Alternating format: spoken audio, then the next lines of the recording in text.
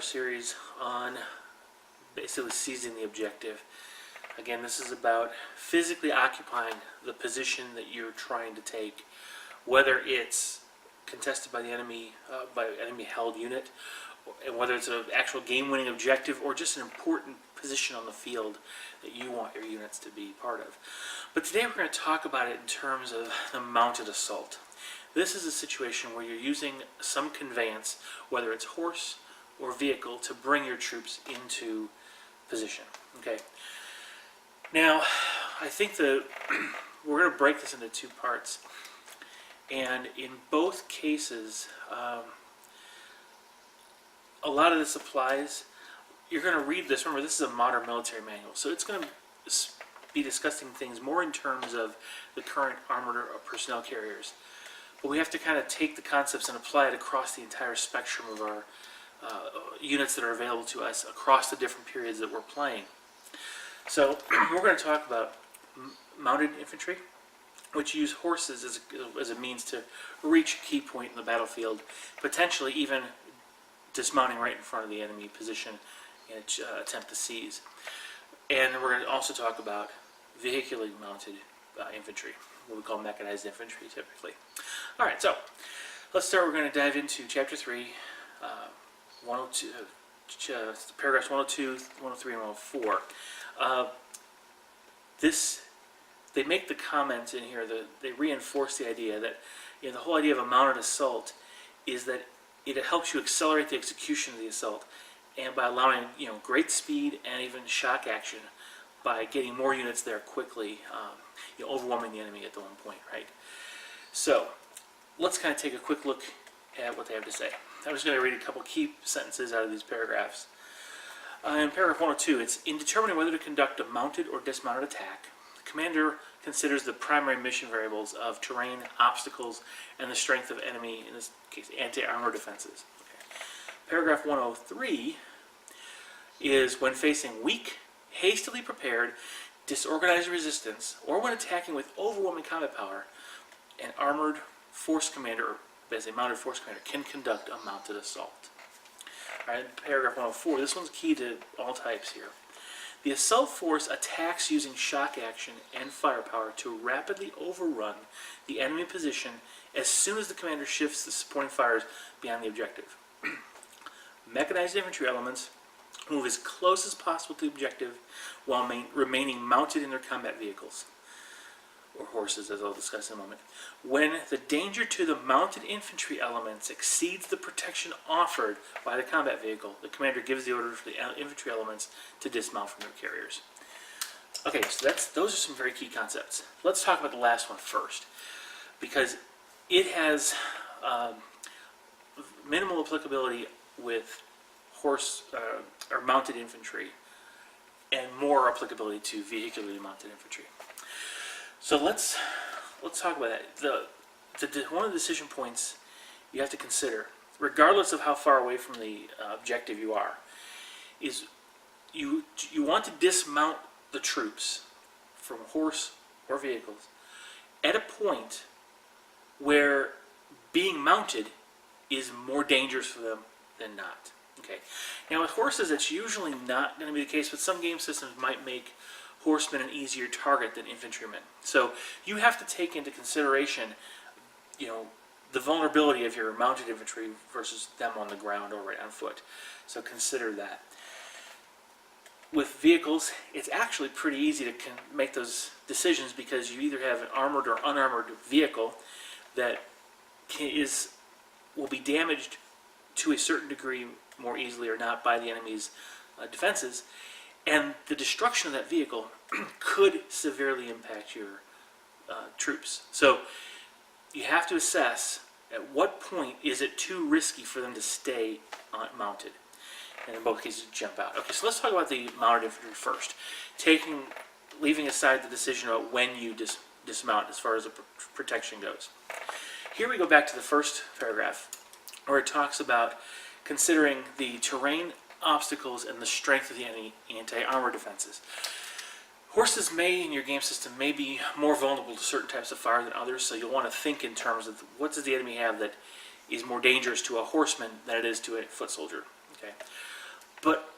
even without that, you have to consider the obstacles. We call those like they're the barbed wire, minefields, could be barricades, walls, and such, or the terrain. Is it uphill? Does that matter? Are there buildings, narrow streets, rough ground, ruins, forests, swamps? Those things. What are the things that are in your way between you and the opponent? Now, there's a couple factors you consider here in this discussion. You consider mounted versus unmounted, considering what impact the terrain has. Sometimes terrain simply slows you down and puts you at risk, delaying your actions. Other times it can actually offer you cover and protect your troops on the way in.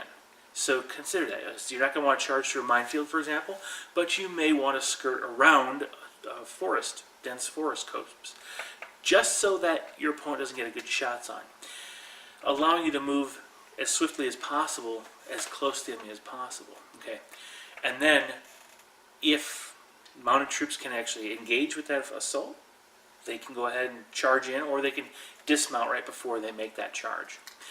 Now, when we look at all mounted types, vehicularly now or horse, we can talk about the rest of the first paragraph and the second one. First of all, the anti-armor capability of your opponent. Your soft-skinned vehicles as well as your armored vehicles are going to be damaged more readily by certain weapons than others, right? So consider the terrain as you're moving through to the objective. You've got troops in these vehicles. As they move through that terrain or around that terrain, are they being funneled into kill zones? Are they being delayed or slowed down by certain terrain types? Are they getting cover of any type from any of the terrain they're having to move through or around? And how fast can they actually move through that terrain to get close to the opponent? If you're not going to be moving much faster on foot than you are on tracks or wheels than you are on foot, you may not want to go ahead and disembark. Now remember, we're not looking at movement in absolute value numbers. For example, in 40K, infantry usually moves 6, vehicles move 12. Bolt action, infantry moves 6, vehicles move 9, just on advance. Well, track vehicles anyway. Anyway, now if infantry can move straight through toward the target 6 inches, but a tank or a half-track or truck or whatever it's carrying them can't move straight to the objective, the 9 or 12 inches, and actually has to go around something, and which essentially slows it down. It may be your infantry dismounted can get closer in a move to the objective than they could if they were mounted, simply because of the different routes you may have to take that weave around obstacles to get there, right? So pay attention to the impact the terrain has on how quickly you can move your people into cover, into the position. Having said that, always consider the reason they're often mounted is to provide that protection from the small arms fire or area effect weapons, so that there's more of them alive by the time they get to the objective. So always consider that. So that's, again, terrain and obstacles, and how does that compare? But what you also need to consider is the timing of when to do this. You really should have overwhelming firepower for combat capability.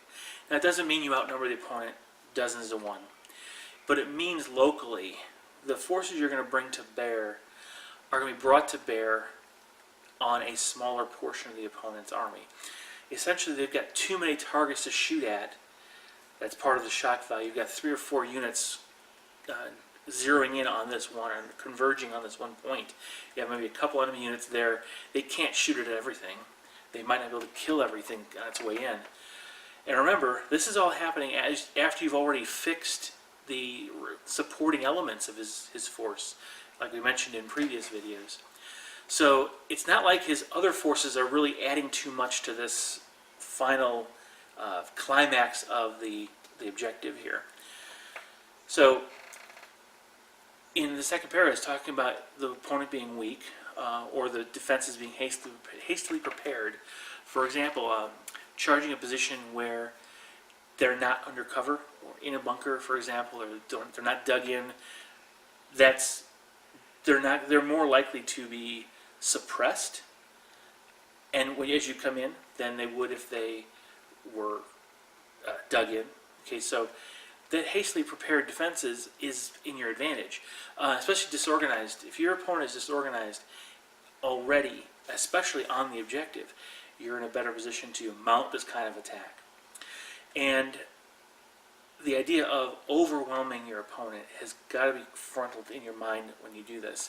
You don't want to piecemeal things in there, because it's just like you don't want to send one unit at a time just kind of down an alley waiting for them the opponent to deal with it one at a time. You need to present them with a dilemma of multiple units attacking, converging on the position at once. Now let's talk about the actual use of the mounted the vehicle.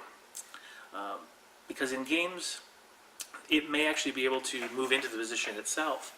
There's a couple different rule sets in many different games that allow this. Now, you have to make a decision about when to dismount those troops, and you also need to take into account what are you going to do with the vehicles once they're there, with the enemy, with the troops not in them anymore. The first thing you got to consider is what does the rules allow you to do once you dismount from the vehicles. In 40K, you dismount from the vehicle and make your normal move, and then you can charge. In fact, the vehicle can then move, and it can charge as well, or shoot. In bolt action, as an example, if the infantry dismount a vehicle, they cannot charge that turn. So what you might want to do is move your vehicle up all the way, and at the very last die of the turn, dismount your infantry. That way, the first die of the next turn, then you can charge in.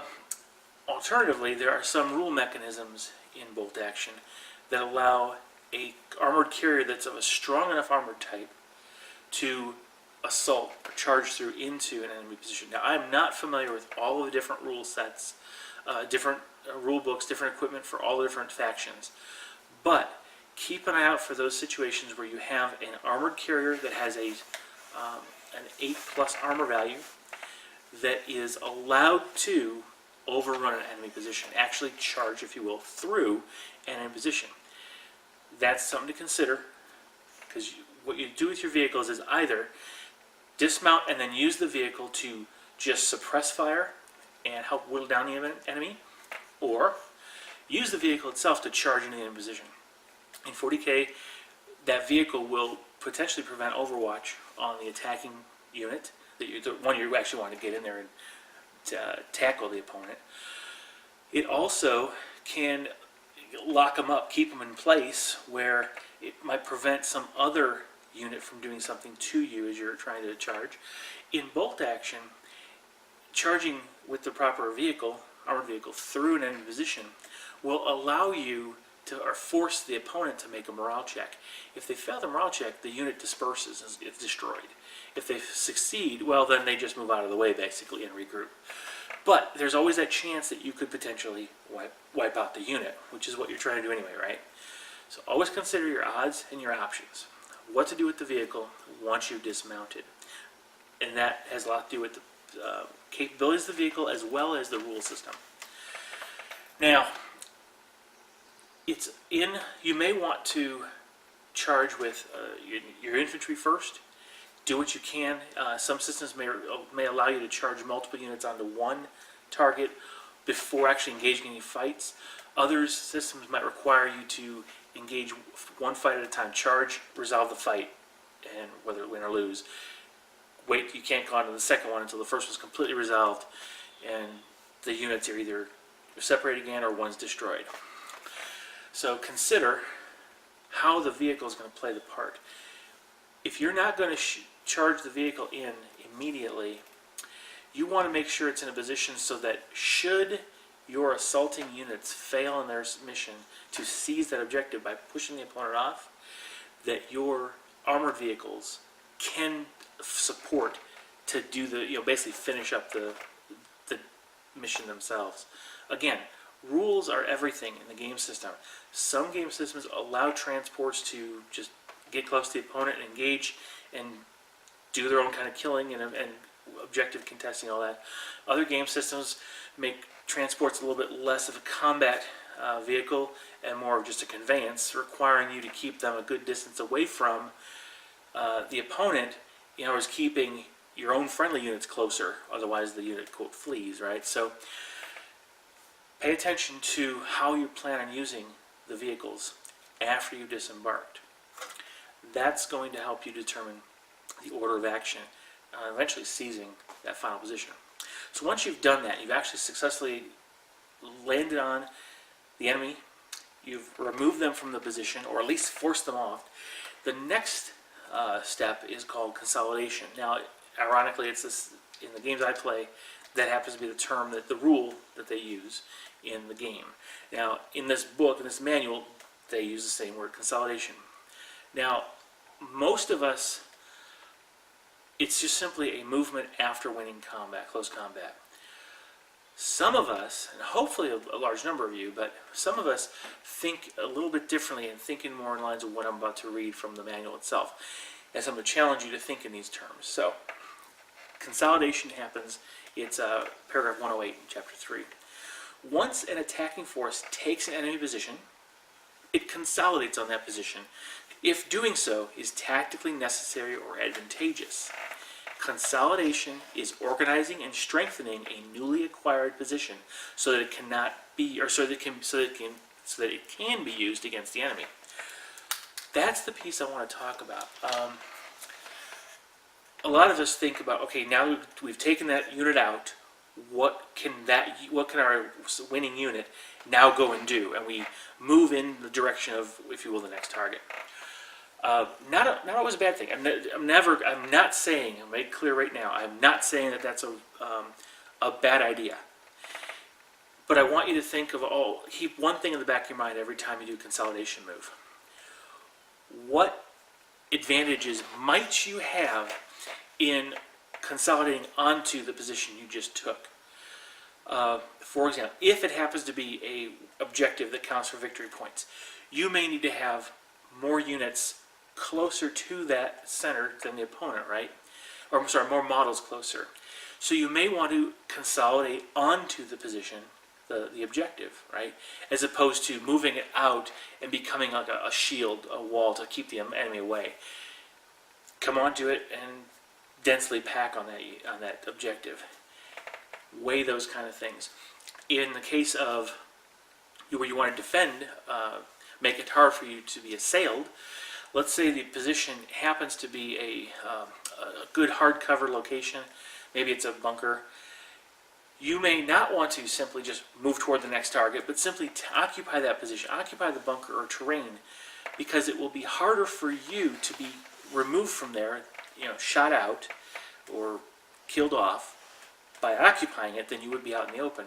But you can still rain effective fire on whatever targets are in front of you, and you might have a better result of that unit's actions in the rest of the battle. Again, each situation has to be evaluated separately. Sometimes the thing you need to do is move that unit closer to the next thing that has to attack. Other times you need to back it up and hold that position so that the opponent has a much, much harder time taking it back or contesting it. Okay, so those are the kind of concepts I want to discuss when it comes to finishing up this discussion on seizing the position. Remember, when you have mounted units, whether on horse or vehicle, always make sure you're not keeping them on their mode of conveyance too long. Make sure they're not more vulnerable in their vehicles or horses than they would be on foot. And then figure out what's going to get you there with the most speed, with as many units as possible. And that's when you make the decision about when do I disembark to begin my trenches. Alright, so hopefully that's helped with this little series. Sorry it's taking a little long to put these 4 videos out. But stick with me, and thank you for sticking with me, those of you who have. And comment below any concepts or ideas you have, counterpoints you may have.